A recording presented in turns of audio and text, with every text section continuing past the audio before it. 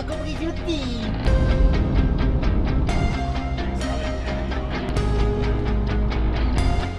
So we're at the airport.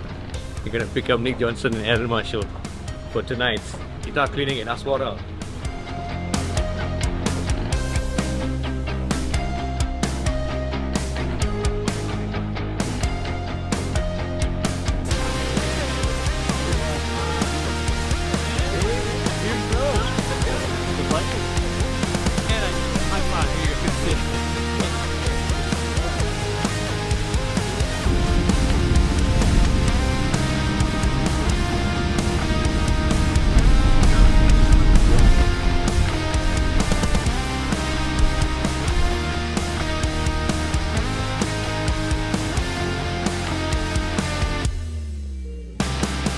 Hello everyone, today with the great Aaron Marshall, first time in KL. Yes, first time in KL. Thank you for having me. Yeah, cool. cool. Good to meet you too, man. So we're going to quickly run through what he's using for tonight's show here at Aswara. So let's talk about guitars first. Guitars, yeah. What's this beautiful piece right here in front of you? This is kind of the reason that I'm here. This is my Schecter USA Custom Shop AM6 model. This is brand new and available now. I think at the time of this probably going live. So yeah, this is my baby. This is prototype number 1. Okay. So yeah, it's cool. This is the first that I've got to travel it internationally. It's holding up great. I've got this. I've got the 7-string companion, and I have my Diamond series as well. I have a 6-string Diamond series in this cool like matte blue with a maple roasted maple neck and fingerboard, kind of like a newer iteration of the Diamond series. And spec-wise, these seem to differ from your first signature Schecter. Little It was bit. like an ebony board.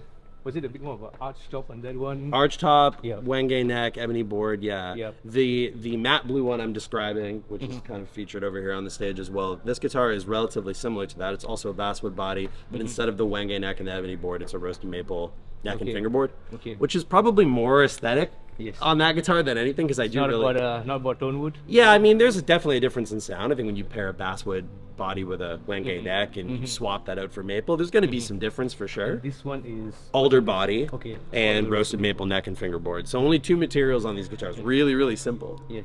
Super straight ahead. Also, it's not a carved top. It is like a radius top as well, which is kind of like a little bit more sleek, Very hugs the body a little bit differently. Both are amazing. The other difference as well is the Diamond series features a reverse tilt back headstock. This is a more traditional, just straight 6-in-line, but it's on a quarter sawn 1-piece neck blank. So the compromise there was, instead of doing Very the nice upper axis as well. oh yeah, Look of at course, the carve, this extra carve. This is like yeah, this. definitely nice real estate in the upper horn there, and then this nice kind of like falling away at the neck plate, which is really cool. And then of course these custom tuners as well, which are really cool. Yeah, these are custom for my model as well. So it's a hip shot tuner, but the heads are made specifically for this model, which is cool. Yeah, there's kind of like no real functional purpose other aesthetic. than... It's not like you prefer the grip of a round. No, I do for sure, but there is a utilitarian factor to it, but it's predominantly aesthetic. Nice. So lumen lay on the sides. Lumen lay on the driver's side. steel. Yep, exactly. Jumbo stainless steel frets, 16-inch radius. Schecter wound pickups.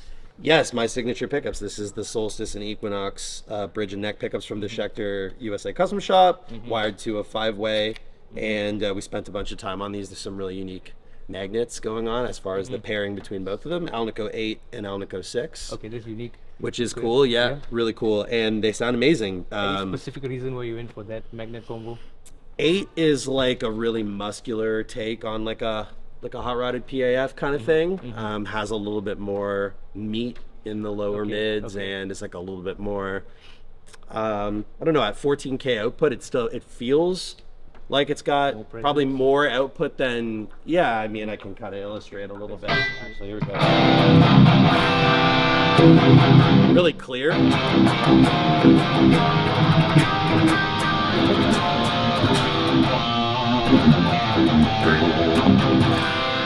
Yeah, it's not like you haven't heard of 5150 before, but not with that bridge pickup. Yep, so. yep.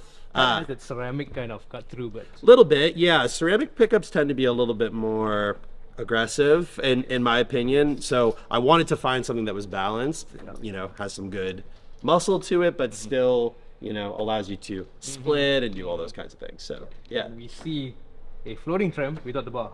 yes. So I'm traveling currently, so I'm being pragmatic. So there's a block of wood behind this, but of course it's a block. 2-point non-locking trem. Yes. Normally when I'm at home and I have access to more guitars, I will have the trem available. Yeah. Okay. 7-string version of the guitar features a fixed bridge. And the Diamond Series guitar also has a floating trem, but in this case, I have 4 tunings. I'm doing 5 tunings in this particular set. Okay. That there's an additional 7-string tuning, but to get to E standard and drop D on the other one, I also put a block behind it. So you could just use like a tremolo, maybe, you know, for those that know what that is. That's maybe what I should probably be doing. But in a pinch, I just threw a block of mahogany back there just to kind of travel and keep it locked in. So. And behind the groove gear, what nut is that? The basic Graphtec nut behind? Graphtec nut, yeah. Yeah, nothing fancy going on there, just well cut by. Very bare bones. Yeah, just straight ahead. There's no compensated stuff or any fancy stuff going on there. So let's check out the 7-string now. 7-string, yes. How it looks, Yes. Yeah, Canadian-made straps, Levi's.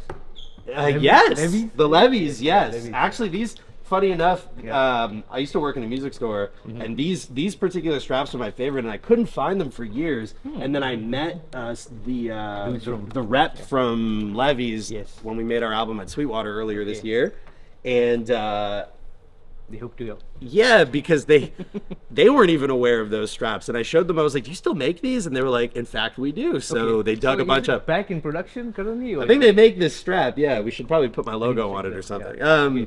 7-string. Yeah, this is the 7-string. I have it color. tuned in drop A.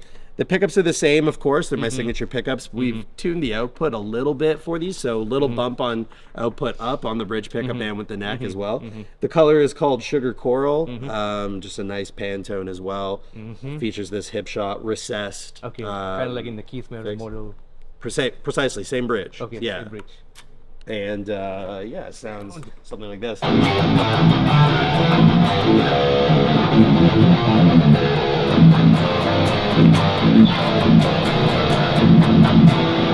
Yeah. Sounds mean. Huge. Sounds huge, yeah. Yeah, it's cool. And it'll also do, this isn't necessarily my split sound, but actually no, you want to hear that properly. Let me show you. This is probably one of the selling features of these pickups, and probably one of my favorite sort of features of these pickups. So this is more of a mid-gain sound on the bridge pickup. Why don't we have sound though? 1 sec. There we go. All right. It's like a JCM 800 or something, but if I do this.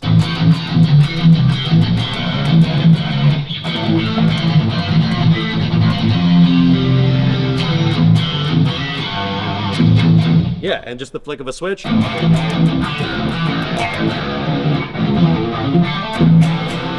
it sounds pretty good. So we spent a lot of time on getting that right. That's position 2 is the inner coils on these pickups. So there's a nice relationship between the bridge and the neck.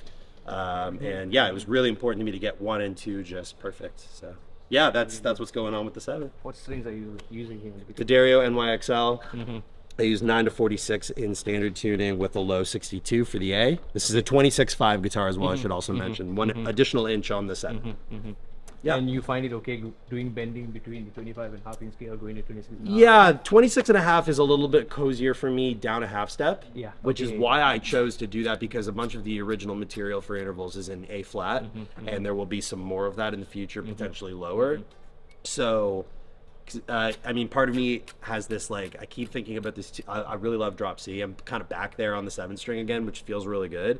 But I feel like there's this like final form version that I'm trying to get to where it's like drop C with a low G or something, or like D standard with a low G. Yes, yes. I feel like that's a really good sweet spot. Okay. So because I'm trying to future proof these guitars, I wanted to make sure that we didn't just do 25.5.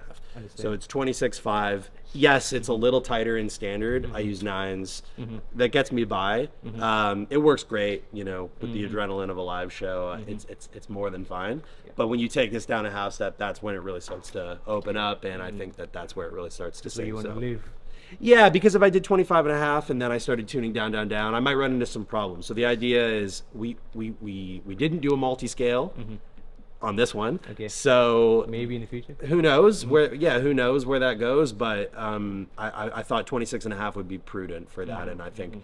You know, if it's a signature guitar and people want to play music from my catalog, rather than pigeonholing us at 25.5, let's do 26.5. It's kind of where I started with 7 strings, and then you have it available to you. So, All right.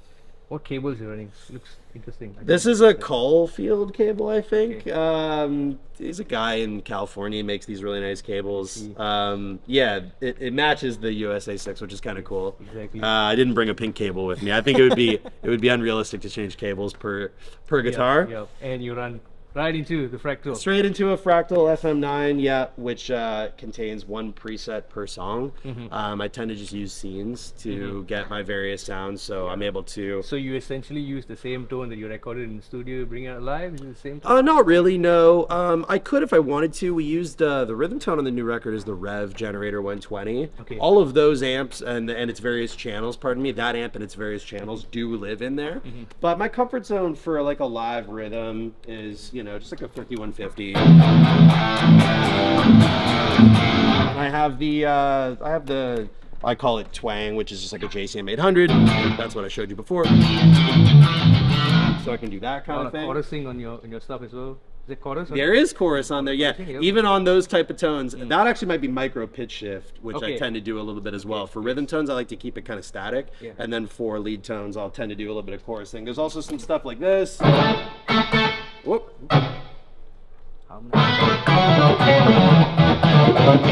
Yeah, like a lo-fi kind of octave kind of thing. Yeah, which is cool. Some bit crushing. Not much delay. Not on that one, no. But of course, on like a solo tone.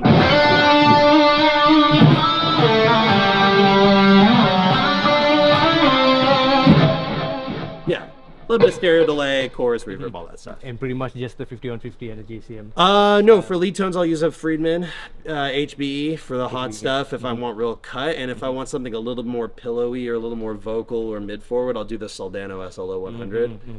And in terms of IRs, are you using the built-in dyno cabs or are you using your own? For this particular performance, I'm using one IR. It's the first cabinet in the new GGD Contenders Round 1, and it is like a greenback cab. And I think it might be the two Marshall cabs, the TV cabs, or TV and AV. I can't remember. Is it the first preset on the one? It's not the first preset, but yeah, it's kind of like two of the really, it's a 57 on both of the really nice Marshall cabs, and I blended it and exported it. The only other thing that's probably worth mentioning is like some stuff like this. I have a clean tone. I'm not doing a lot of that in this particular set, but if you're familiar with the Fractal stuff, then yeah, sounds good. Big delay, big reverb, all that stuff. So. And all those are being switched on via MIDI. With the laptop, it's 2024. We'll get the laptop doing all the stuff. Dancing. I haven't done anything with my feet in a decade. I don't know if I could. No wah pedals. No, all my filter stuff is automated. Oh man. I'm actually automating all the filter sweeps and stuff too. I almost brought an expression pedal, and then I realized there was one more thing to lose. So you drive automatic? I do drive automatic. Yes, I do. I don't drive a manual. Yeah, none of this is stick shift. That's right. Yeah. So. Alright, that's about all. Cool, man. Time for. Okay. What picks are you using? These are secret. Dunlop. Yeah, these are Dunlop Flow 1.0s that have my logo on them, and yeah, they're like a little proto situation. Hey, you heard it here first. Yeah. Picks coming soon. I don't know if I was allowed to say that. Sorry, Frank. But I love the Dunlop Flows and glides up the string very fast and easy. Yeah, and I was using .88s for a while. Tortex, and something recently in me like started missing a harder pick. So we decided to see what it would be like to throw my logo over the grip on a flow and just kind of see like if I could get back into the flow, pun intended, I suppose. So and I adore these. So this is like a 1.14 or something. Just a 1 mil. Yeah, 1.0, really simple, and it works great for everything that I need to do. So, and I feel like my leads kind of leveled back up. Like the softer Tortex thing is cool, but I really did miss this. I was a Jazz 3 guy for like the majority of it. Yeah, I've got the cuticles to prove it. So, in fact, if I go into my pocket right here, you got one? Exactly. Well, that's yours now. There you go. Cheers, man. Cheers, brother. Have a good show later. Thank you. Appreciate it, dude. Thank you. Right. Bye.